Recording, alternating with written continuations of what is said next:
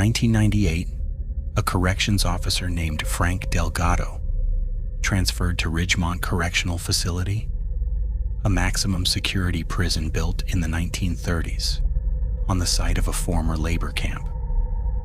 Frank had worked security for over a decade and considered himself impossible to rattle until his first solo night shift patrolling Cell Block D, a wing officially decommissioned and left empty for over 15 years. Frank's patrol route required him to walk past Cell Block D twice per shift, though the wing itself remained permanently locked and unoccupied.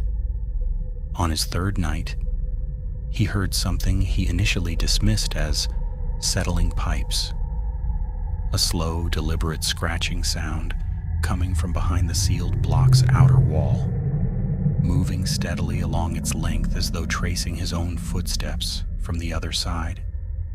Frank stopped to listen more closely, and the scratching ceased instantly. Too instantly, he later said, for it to be an animal or structural settling.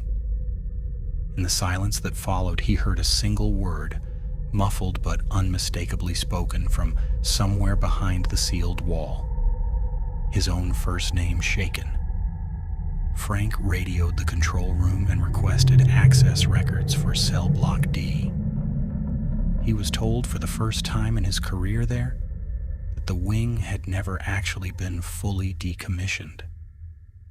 It had been sealed abruptly in 1983, following an incident that remained classified even from most senior staff, and that no maintenance or security personnel were permitted to enter it alone under any circumstances. As Frank backed away from the wall, the corridor's overhead lights began extinguishing one by one in sequence, moving from the far end of the hallway steadily toward his position. Beneath the darkening lights, he heard heavy, deliberate footsteps, matching pace with the failing lights, coming from inside a wing that, according to every visible entry point, remained completely sealed. Frank ran the remaining length of the corridor without looking back, reaching the sealed access door to the main wing, just as the final light behind him went dark. He radioed for immediate backup, refusing to patrol that section alone again for the remainder of his employment at the facility. Frank Delgado requested a transfer to a different facility within the month. Prison administration officially attributed the incident to aging infrastructure and electrical faults, though Frank has stated in every account since that he has never once believed that explanation. Cell Block D remains sealed to this day, with access restricted to senior staff only, for reasons the facility has never publicly disclosed.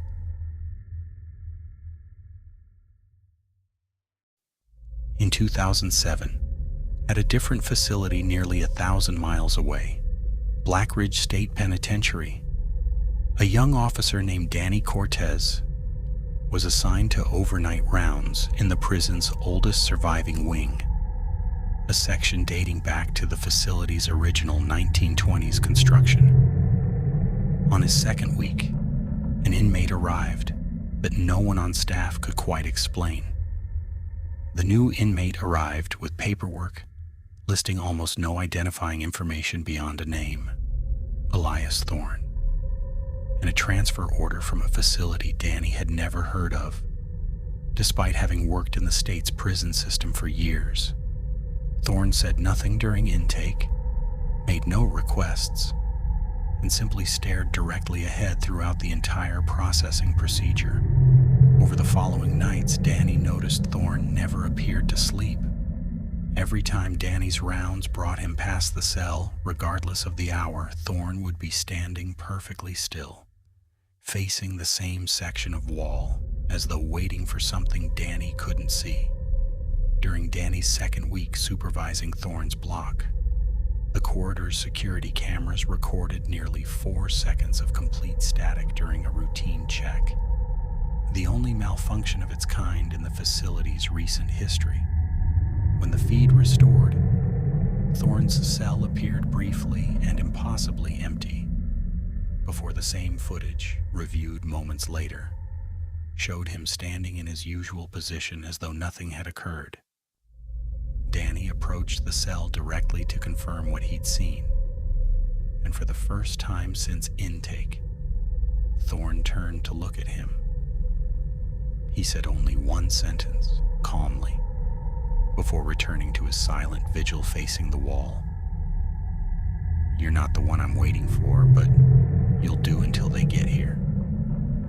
Danny reported the statement to his supervisor immediately, requesting Thorne be reassigned to a different officer's rounds.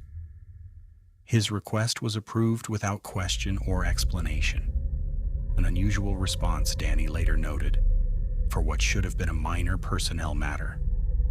3 weeks later, Thorne's cell was found completely empty during a routine morning count, the door still locked from the outside with no evidence of tampering. When Danny checked the facility's inmate database that same afternoon, no record of Elias Thorne's transfer, sentencing, or intake could be located anywhere in the system. Danny Cortez left corrections work entirely 2 years later. In his only recorded interview since, he stated that he has never been able to find any official record proving Elias Thorne ever existed at all. Despite having personally processed his intake, supervised his rounds, and heard, with complete certainty, the sentence Thorne spoke to him that night.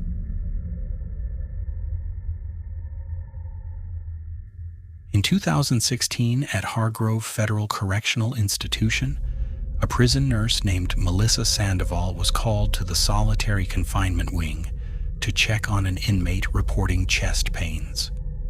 A routine call she had answered dozens of times before without incident.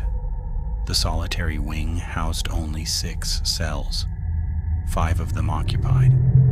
Melissa noted immediately that the 6th cell, officially listed as vacant on that day's roster, had its small observation slot covered from the inside. Something structurally impossible, given the slot's exterior-only locking mechanism. Melissa mentioned the covered slot to the accompanying officer, who checked his roster twice and confirmed the cell had been empty for over 3 months since its previous occupant's transfer. Neither of them could explain the sound they both heard clearly as they stood outside it. Slow, deliberate breathing, far too heavy to belong to an empty room against protocol, requiring backup for any unscheduled cell opening. The officer unlocked the door himself, citing the immediate need to rule out an unauthorized occupant. The cell's interior light, functioning normally in every other cell on the wing, failed to activate when the switch was engaged. Using a flashlight, the officer confirmed the cell was completely empty. Bed frame bare, no personal items, exactly as the roster indicated it should be. Melissa reported the temperature inside, dropping noticeably the moment the flashlight beam crossed the far wall, and the breathing sound audible only seconds earlier, ceasing entirely and never resuming for the remainder of their inspection. Melissa later requested the cell's full occupancy history from records, discovering that Cell 6 had been the site of an inmate death nearly a decade earlier, ruled at the time as a medical incident, though the specific circumstances remained sealed within the facility's internal archives, inaccessible even to senior medical staff without special authorization. Cell 6 remains officially listed as vacant to this day, though facility staff have quietly stopped assigning any inmate to it, citing only unspecified maintenance concerns in official records. Melissa Sandoval continues working at Hargrove, but has stated she has never once returned to that specific cell alone since that night, regardless of what the day's roster claims about its occupancy. These were stories inspired by real accounts and folklore reported by correctional staff across various facilities. If you enjoyed these stories, subscribe for more. And if you have a story of your own, send it to me. It might be the next one I tell.